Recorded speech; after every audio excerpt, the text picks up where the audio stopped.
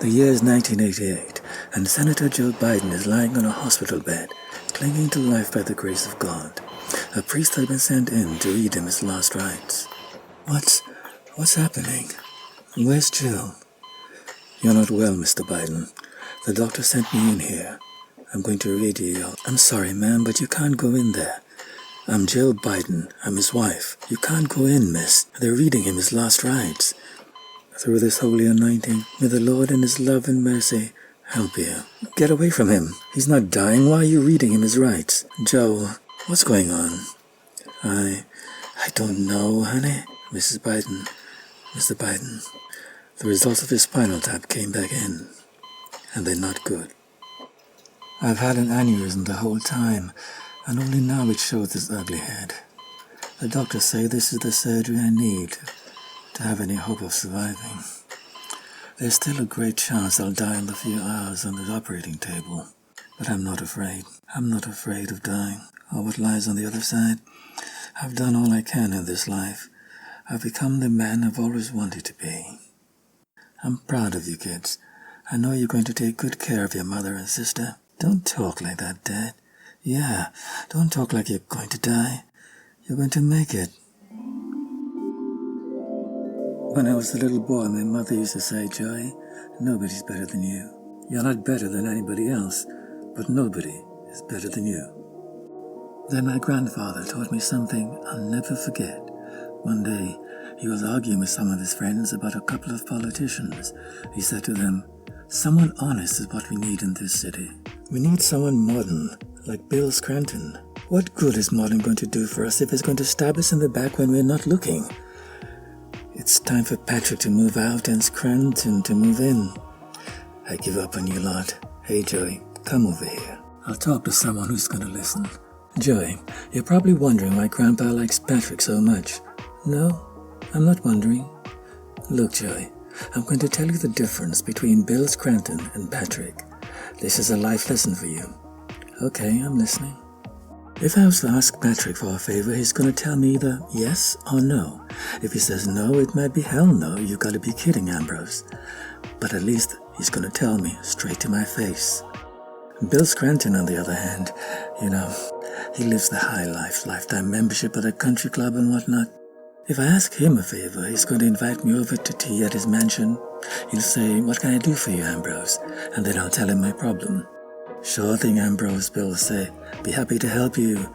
Then he'll escort me out to my car. Before I even make it down the driveway to my car, I'll start to feel the blood seeping down the back of my neck. You know what that means, Joy? You know what they call that? No, Pop? The silk screw. Joey, you need to be an honest man in your life. You have to tell people straight to their face either yes or no. Bill Scranton will never do that. He certainly will never be honest to us, for people like you and me, who aren't as high class as him and his country club friends. You need to be level with people regardless of their class. And if you give anyone your word, you better make sure to keep it.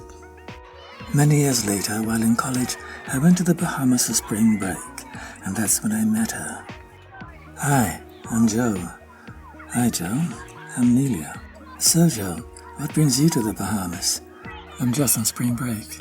It was a warm and breezy summer afternoon, and the resort was filled with hundreds of beautiful girls, but it was Nelia that caught my eye. She let me take her out to dinner that night.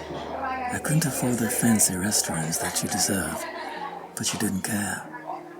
And even at the end of the night, when the bill came and I realized I couldn't pay for it, she came through and didn't even make a fuss.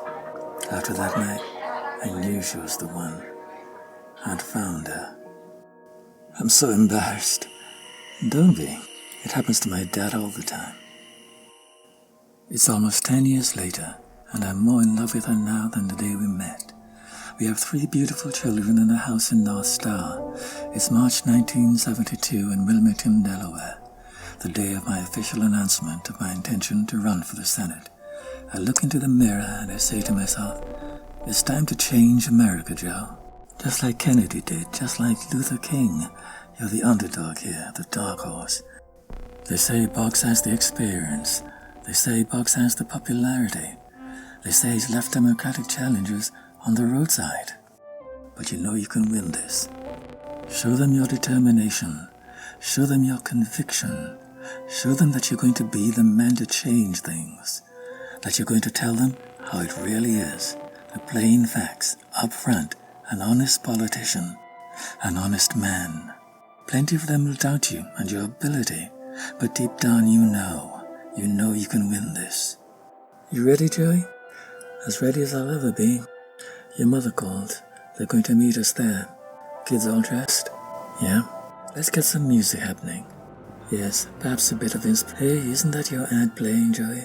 So it is. Quick, turn it up. Joe Biden is my name. I'm a Democratic candidate for the United States Senate. Mind if I ask you a question? Yeah, go ahead. Do you believe politicians when they tell you something in an election year? No? Most of the time, no. Definitely not. Would you believe me if I told you something as a politician in an election year? I could believe you now, but what about later? Oh, this is the part they told me not to use. I told them too bad I'm going to use it anyway. That's what we've come to. Politicians have done such a job on the people that people don't believe them anymore. I'd like to shot at changing that. I like it. It's raw and it's honest. I think people are going to respond well to it. I tell you, that is what America needs right now. Nearly the American people deserve better than what they've been getting. Like my grandfather used to say, they need an honest politician. Someone who's going to deal with the issues and be upfront with them. I'm going to give them that. Hey, isn't that the Biden guy? Yeah, they say he's running for Senate. You reckon he has a chance? Checkmate. Not a chance in hell. He's a kid, for God's sakes, 29 years old. No way he's going to beat Cale Boggs. Boggs has at least 2 decades experience on him. I heard Nixon is offering his full support for Boggs. There's a wide gulf that separates the classes in Delaware. But I know that there are also many things that we hold in common. Our hopes and our dreams. The Sussex County parent worries as much as the New York production line worker about the drugs that threaten their children. The Brandywine Hundred housewife and the mother on Wilmington's east side both want their homes to be secure, their streets to be safe, and their children to be educated. We can no longer allow the wealthiest nation in the world to be a second-class citizen in providing health care to those who need it. You know, I still believe in the American political system. I want to make it work. Now, there's going to be times when I know not every one of you will agree with me on certain topics. There are going to be times when I'll have a different opinion from some of you. But I promise you, I'll still tell you my honest thoughts and be upfront, because at least then you'll know where I stand. One day, Joe Biden was having trouble financing his campaign, so he went to speak to a potential donor. So Joe, I'm taking a little gamble on you. It's looking like Boggs is the favorite here, but your brother Jim tells me you're a good man, and you want to do what's right for the working man. So I'm going to take a chance. But firstly, I have a question for you. Suppose a Lockheed bailout comes up again in the next Senate meeting, and you're a sitting member. My guys are losing jobs, and we're in all kinds of financial strife. Which way are you going to vote, Joe? Which way?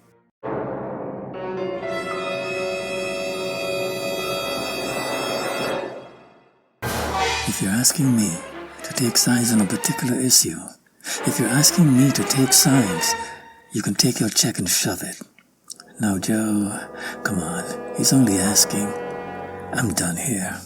No, Jim, I'm not taking his money, but we need it. The radio station called and they said they'll take our ads off the air if we don't come up with $20,000. We really need this money. Do you remember what your union friend said to me? As I recall, it was you who was rude to him. The guy was basically bribing me. You know how hard I had to suck up just to get this check back, this $5,000 check? I don't care. I don't want it. We're going to keep it, Joe. Joe, we need it. It's only a couple more weeks to go.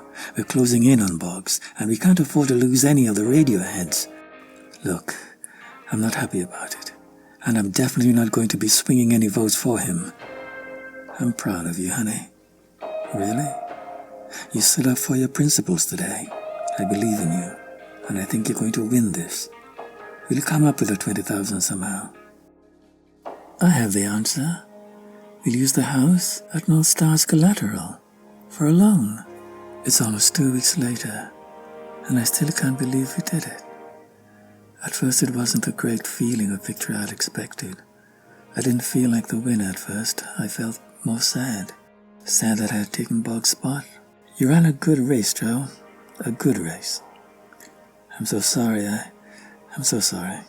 But he made me feel deserving. He told me that he'd ridden this same stretch many times as a winner, and in his defeat, he'd be proud to ride it again with me one last time. Riding here with him now, I feel like I've won. It's really hit me. I'm a United States Senator. I'm not just going to be a vote anymore. I'm going to be a voice. So what do you think of the last interview? You think she'd be good for us? I think she'd do just fine. Good. Can you call her later this afternoon and let her know? Phone call for you, Val. Okay, be right there. Go ahead. I can't wait to get home to Neely and the kids. Washington is exhausting, and going through this interview process is too much. Still, can't complain.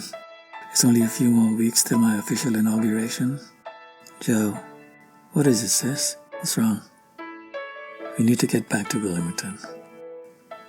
Isn't it funny how God can give you everything 1 minute, then take it all away the very next? Mom, there's been an accident. She's gone. Nelia, my soulmate, our daughter Naomi, also gone. The boys are okay though. They're in a serious but stable condition. The trees below seem so close. I could step out this window and just drop like a coin. The boys, they need me. But I miss her. I miss Nelia. I need to be with her. Pain infects my chest, and it throbs and it aches, burning up my throat like wildfire. God damn it, this coffee stinks. Hey, watch it, Joey. Go after him, Jimmy, before he does something stupid. The blood in my veins start to boil, it curdles. You did this, God, you took them. Joey, come back. I'll deal with this on the streets of Delaware. I search and I search every dark alleyway, every smoky corner, every dim-lit street. Joey, it's not worth it. I search everywhere for a fight with anyone, but the streets are as empty as my soul. And then I realize that my fight is not with anyone else. It's with myself. Your boys, Joey. You still got your boys. And so I need to fight to stay alive, for the sake of the boys.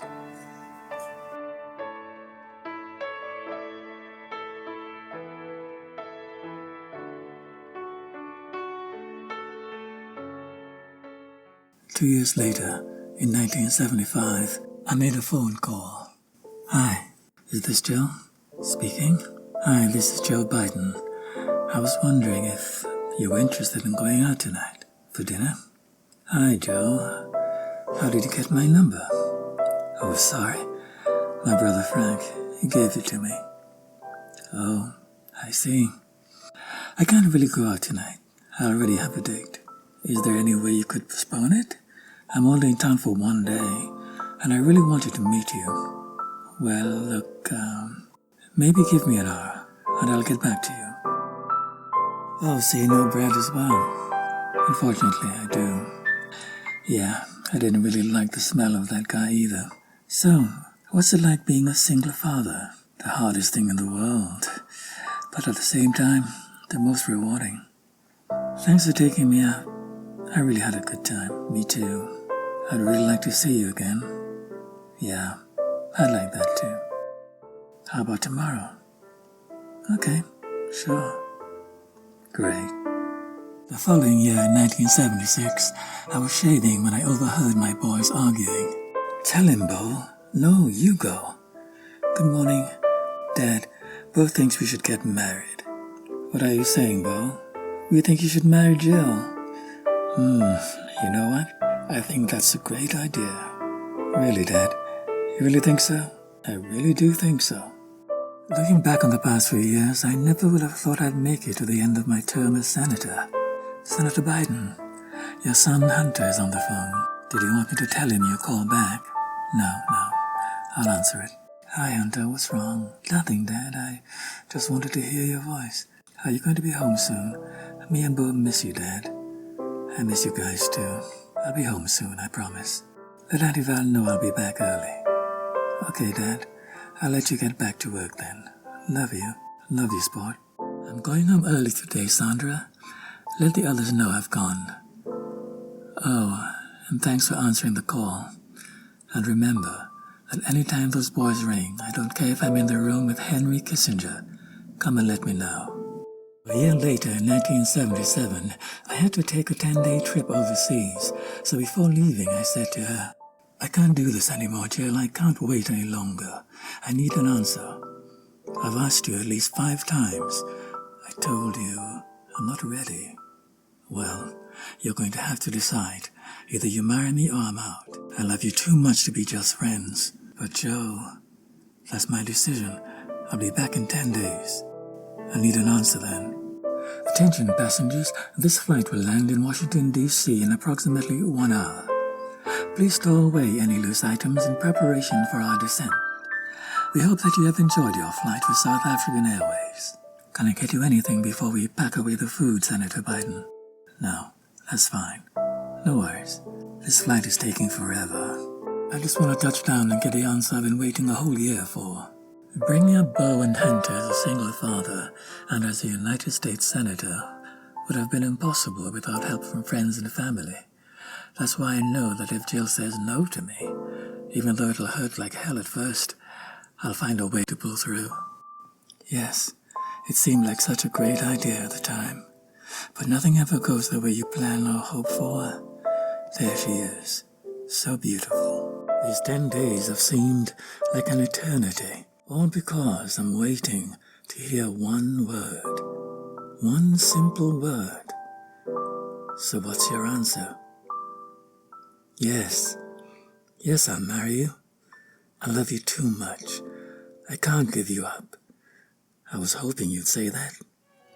Do you take Jill as your lawfully wedded wife, to have and to hold, from this day forward, for better or for worse, for richer or for poorer, in sickness and in health, until death do you part?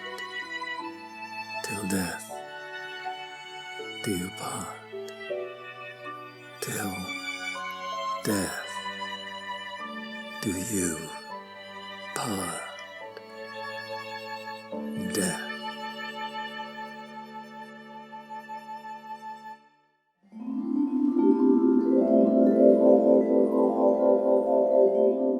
Am I dreaming? Am I dead? Or am I alive? You're alive. I'm alive. I made it. You made it, honey. You're alive. I'm alive. I'm alive. I made it. In 1988, Joe Biden had no idea whether he was going to see tomorrow or make it through the next year, let alone his next term as senator. But he did. 20 years later, having served 6 terms as senator, he retired his seat in the Senate. Then he became President Barack Obama's vice president. And on November 3, 2020, Joseph Robinette Biden Jr. was elected to the office of the 46th President of the United States of America. The journey to Washington has been a big struggle for Joe Biden. Even when he got there, his life was thrown into chaos. So many twists and turns, but he's always kept going, kept fighting. If there's one thing we can learn from this story, one thing you can learn from Joe Biden, and this is a saying you'll frequently hear him use, is that if you ever get knocked down, you have to just get back up.